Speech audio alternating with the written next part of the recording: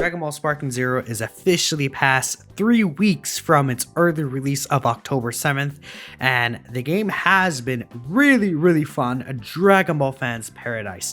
However, there are actually some issues I want to address with when it comes to making the game less unfun, right? There are certain mechanics that I do think need to be adjusted, and I know people are just saying this everywhere. This is not a competitive game. I understand that, but we still want the game to be fun, and there's a lot of things that could be spammable. There's a lot of things that just don't really work, and at the end of the day, this is a game with a ranked system, so the game is still going to be inherently competitive as even just an arena fighter, not like Evo competitive, but there still has to be some semblance of balance, especially for these somewhat universal mechanics, somewhat not. Anyways, we're gonna get right into it, but before we continue on, if there's anything you guys think should be changed, leave it in the comment section below, and who knows, maybe some Bandai Namco rep comes across this video and they're like, interesting, you know what I mean? Anyways, let's hop right into the first topic. So we'll start things off with something very simple, which is Z counters / vanishes, whatever you want to call them. And I think that it's getting to a point where not only does it take a small amount of key, but I think the window is a bit too long. That's one of the, biggest issues when it comes to this game, just in general. They made this game easier for, I would say, probably returning players and new players to the series by increasing the window for a lot of things. But because of that, it makes us get into situations where, if you are even decent at the game, easily you can get into tons of vanish wars, which is essentially just back and forth vanishing over and over and over again, especially if you're in sparking. Like if there's both opponents in sparking, you will vanish over and over again, and if you both have that timing down, man, you're gonna be there for like a minute or two. And I just think that that's incredibly boring, not fun. It's like I'm not playing Sparking Zero for a vanish simulator. I'm playing Sparking Zero to have some vanishes, but also just actually play the game, you know what I mean? So I think there's a couple of changes they could potentially make to this. One, make vanishing take more key or be faster, right?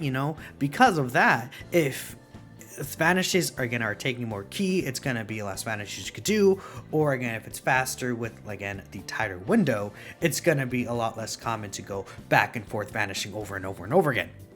Something else people are bringing up is potentially after a few vanishes, maybe there's some sort of QTE, maybe like a clash, like maybe a grab clash could happen, maybe some other clash could happen where there's an actual definitive winner so that you're not stuck vanishing for like a minute to 2 minutes. And again, a lot of these changes I'm going to mention here are off the basis of making the game more fun rather than necessarily like balance in the game, though they kind of go hand in hand, funny enough. So I think that's some changes they should make to the Z counters, and it would make it a very less repetitive thing. Next, we'll talk about the step up from that, super counters. Super counters is by far the best defensive mechanic in the game. It's again like with Z counters became a lot more free to do from BT3, and it's just a thing where there's no like downsides to using it at all, and you could easily spam it and get out of a good majority of combos. And if you get the timing down for it, man, it's just gonna be super counter back and forth, and I don't know, I just think that it's gonna be boring, right? And especially at a higher level, you could, if you guys don't know, you could actually super counter a super counter.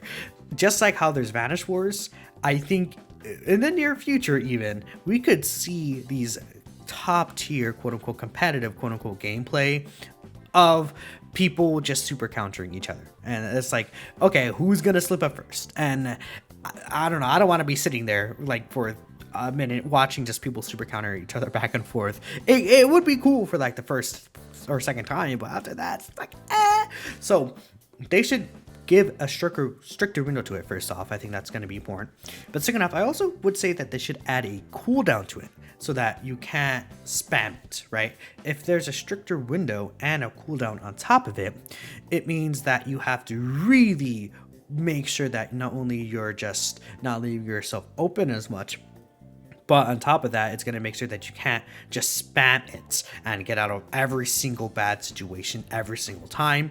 Because at the end of the day, while it's not super consistent, it is consistent enough to where super counter can get you out of a lot of terrible situations. And you could literally mash it and you get out of it, right?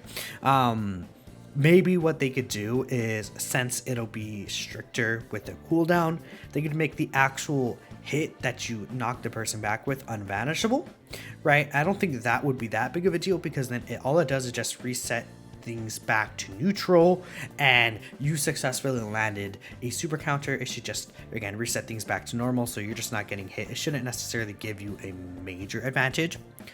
What I could say though is that maybe you could still super counter it back, because then at that point you both have used your super counter, and if you saved your super counter for it, you could knock them back and then gain a little bit of the advantage, even though it would still technically be, I guess, back to neutral for the most part. So maybe it wouldn't be the smartest idea, but I think you guys get the point.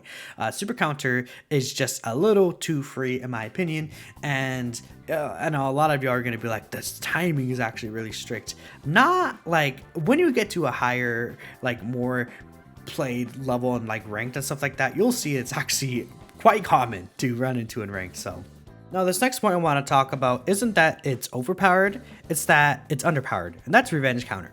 I always want to talk about revenge counter and how bad it is. I'm sure you guys all at this point know revenge counter is one of the most worthless things ever. There are, like, you know, the 1 in 10 situation where you could actually get a use out of revenge counter. But the point is that there's super counter that exists, I think, is a big thing. So even just nerfing super counter makes revenge counter inherently better, but it still costs 2 bars. It still ends up barely knocking the opponent away, and you could realistically, there's a lot of things you could do. You could super perception it, you could super counter it, you could block it. I blocked it many times before. There's some situations where you could sidestep it. It's just almost like entirely workaroundable for a mechanic that is ideally intended to reset things back to neutral, or even potentially give you an advantage. The current animation is just really bad, it's really slow, and it's very obvious. So what they should do is, if they're gonna keep the current animation, make it faster, maybe give it some more stun or pushback, and then let you use it when you're getting hit from behind. Because like, I think it's really stupid that you can't use it when you're getting hit from behind, right? Unlike super counters, which is a free thing with a pretty decent window size, while revenge counter requires literally no timing. It's just like not good. I don't know how else to say it. Again, it's really bad. My ideal change would be to just get rid of the animation it has right now and just make it super counter, right? Like, I think that would be fine if it's just literally super counter, but it just has a wider timing because of the fact that you actually spend 2 stock for it.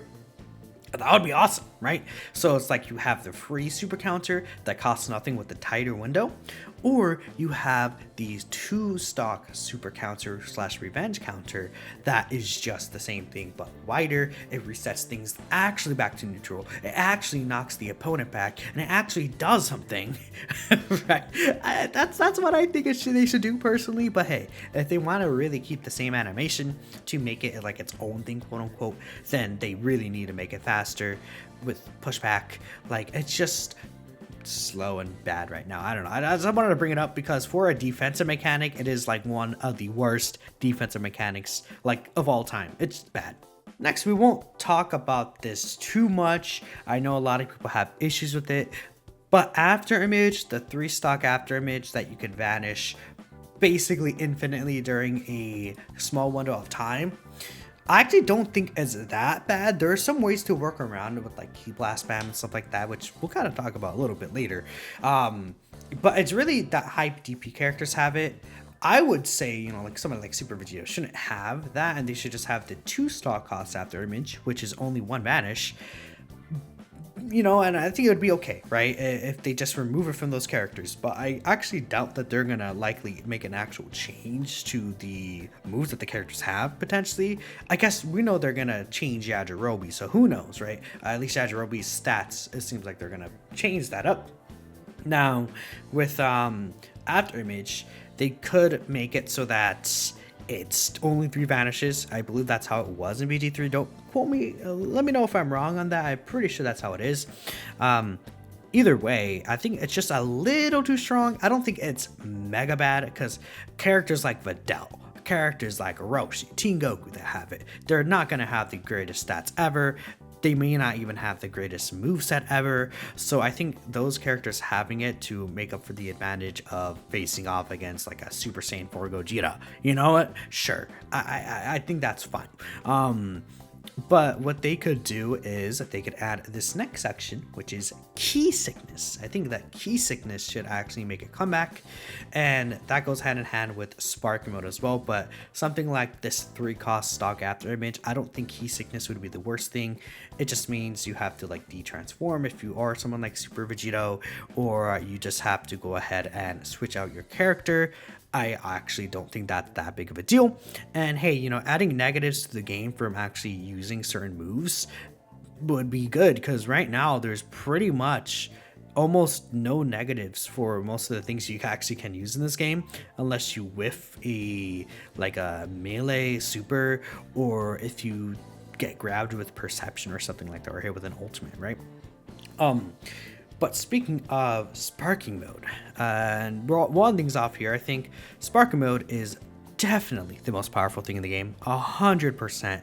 And especially because there are a lot of characters that are like more top tier, can end up just simply sparking mode, hit you with an ultimate, you get locked off, then they go instant sparking mode again, and then it's just crazy the actual multiple hits that ends up happening in sparking mode, where you could just like mash square, do like a health bar tune, whilst that can be super countered.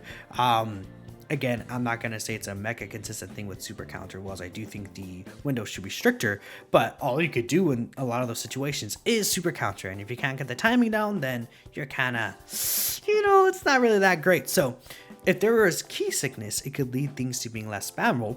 On top of that, there's what I was talking about earlier with the key blast spam. When you're in sparking mode, you could just click triangle as well as you could do with square. There's no cooldown for it. You could just spam key blast, and it actually does a pretty huge amount of damage. And then you could just, again, go into an ultimate, especially for an ultimate like the Spirit Bomb or Z-Brawler's ultimate, right? Which I do think there is a trick to vanishing that every time, if you hold circle during the animation, by the way, but you have to be like up in front of Broly, like right in his face. So it's just I don't know, sparking mode is kind of crazy, and the fact that there's pretty much no downside to it is also really dumb. And if sparking mode runs out, sometimes you still have a full 5 key bars anyways, which is also silly. Maybe they should just adjust sparking mode in general, man. I don't know, but I think rather than that, it should be just a downside that comes with it, which I think key sickness could be perfect, or maybe even something else. I can't really think of at the top of my mind, but just reading off what I wrote ahead of time just to make sure that, you know, I'm talking somewhat sensible, right? Either way, I think that they should add key sickness, just would be very helpful, and actually make people think about whether or not they should do something at a certain time, rather than, oh, I'm just gonna sparking ultimate into sparking ultimate because you keep locking off, and I'm just gonna keep spamming it. I know. Let me end off here. There are ways to work around that, but it's still very annoying. Either way, I think that those are the main things that should be changed. Maybe I missed 1 or 2 things, but again, if I did, let me know in the comment section below. And who knows what other things could be coming in the future. Again, we know they're literally changing Yajirobe, the character himself. So I think it is good that they actually are going to be putting in the effort to make the game at least closer to what it should be with like certain DP values and stuff like that. Anyways, thanks y'all for watching the video. I hope you did enjoy, and I'll catch you in the next one. Peace out.